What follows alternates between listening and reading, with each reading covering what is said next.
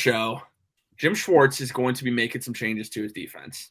There's no doubt. I mean, we know it's coming. We know changes are coming. Shocker.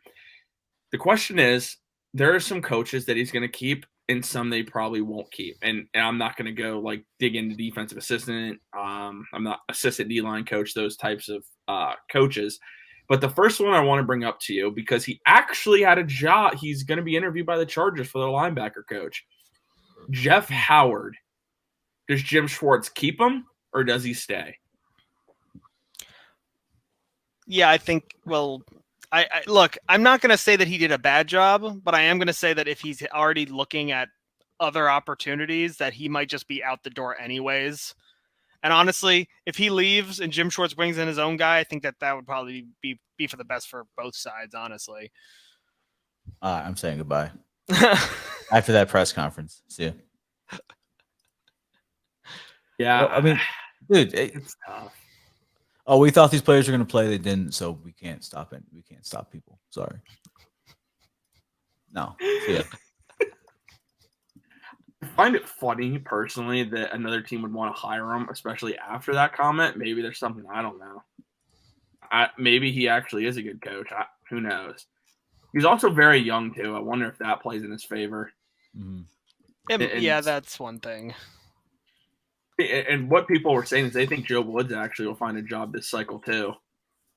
Because like a coordinator or go back to being like a specific position? Probably coach? Being like a DB coach. Yeah. Which he's good at. He's good as a defensive backs coach, just not as a coordinator. Yeah, exactly. That I would agree with that. So hopefully he ends up on his feet. Okay, so it's a consensus. Jeff Howard, he's a go. We don't want him back. Okay, the next one, and I think this one I'm curious on this one here a little bit. There's actually two of them, so let's see what you guys think. Chris Kiffin, defensive line coach, stay or go? That one's tough for me, man. I like Kiffin, but that one's tough. I'm personally gonna say stay. I'm gonna say stay just because I like Kiffin, dude. See, I think that Kiffin is a good person to keep in, just because he just the way that he also kind of. I don't want to say it's only because he broke the thing about Jadeveon and kind of made it obvious that Jadeveon's had issues this whole season. But also because I don't think that all the issues on the defensive line were his fault, and the fact that Miles still had a pretty great season despite the fact that the rest of the defensive line didn't really live up to expectations. I don't think that's his fault. I think you give him a guy like Jim Schwartz who's going to prioritize that defensive line a lot more, and then you give him some better weapons. I think that Kiffin could be a guy that you want to keep long term. Now, I wouldn't be surprised if he got cut just simply because of how badly it underperformed last year, but I don't think that that's entirely his fault. Yeah, I would agree.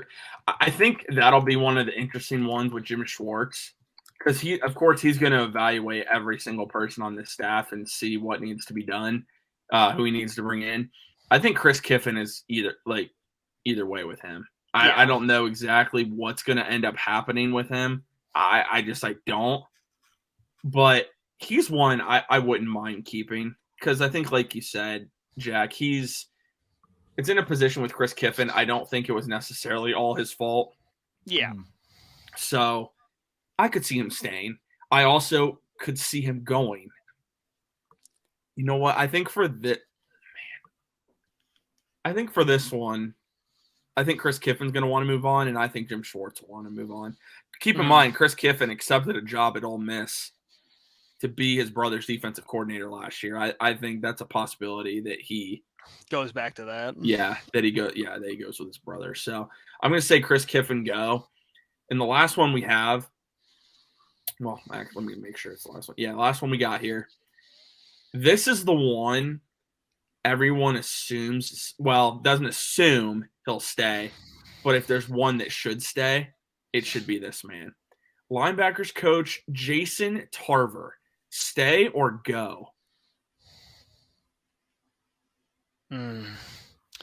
I think you have to keep that guy, genuinely, because I think that the linebacker play actually got way better as the season went on. Even though you lost JOK and Anthony Walker, a lot of your linebackers actually stepped up pretty well and were able to, at least in some ways, manage behind that terrible defensive line and kind of did really make a huge impact, at least in the secondary. I mean, they really stepped up really well, especially like you had like Taki really come out and really take that leap that he needed to really keep us there. Phillips did pretty good when he was playing.